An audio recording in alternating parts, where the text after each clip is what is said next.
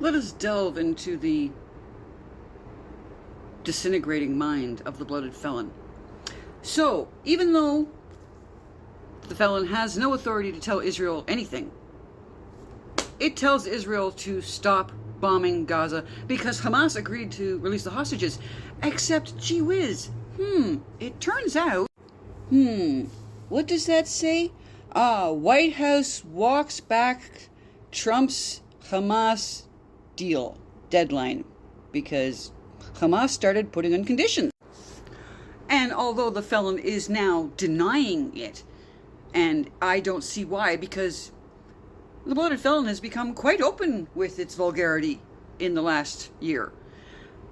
It tells lots of people that they're fucking this shit, that bullfoot, whatever. It seems to have a fun time with it. So why it would suddenly think that it's a bad thing that it told Netanyahu he was being so fucking negative, because Netanyahu said, Hamas is lying to you.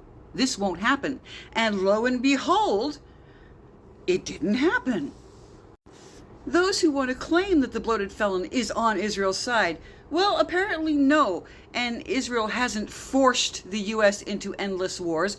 For one, Israel hasn't dealt with endless wars, although the world does understand that for 70 plus years, Arab Islamic colonization has openly stated its goal is the obliteration of Israel, genocide.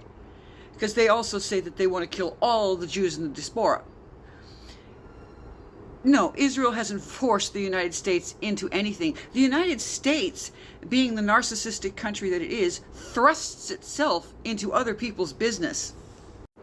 Now, this is not related to the bloated felon, other than the fact that, a Ukrainian girl. How many times have I pointed out that Israel and the Ukraine are parallels?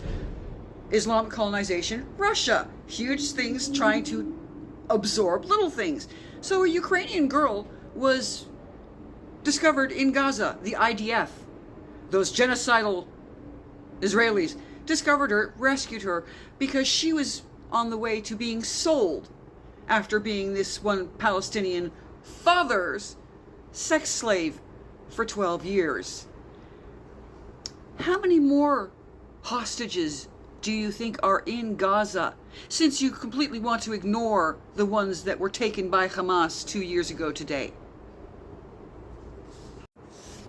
The bottom line is this. The world knows that Arabs have attacked us repeatedly. But we're not supposed to fight back, and we're not supposed to take the land that they were trying to kill us from. And, we know that Jews are indigenous to that area. We all do. But it doesn't matter, because 70 years or so ago, lured by the prosperity that Jews were bringing to the area, Arabs came into the area, and even though it wasn't their land, we should return it to them anyway. They only want, and you all know, they only want the land so they can destroy Israel, because they've openly stated that again and again. But, as it says, what will happen? Because of political self-interest, financial self-interest, Israel will once again be put on the sacrificial block. Because, let's be honest, I'm asking what is going to be the official title for this anniversary on our future calendars, when we have to write down yet again another date where you all tried to kill off Jews and failed.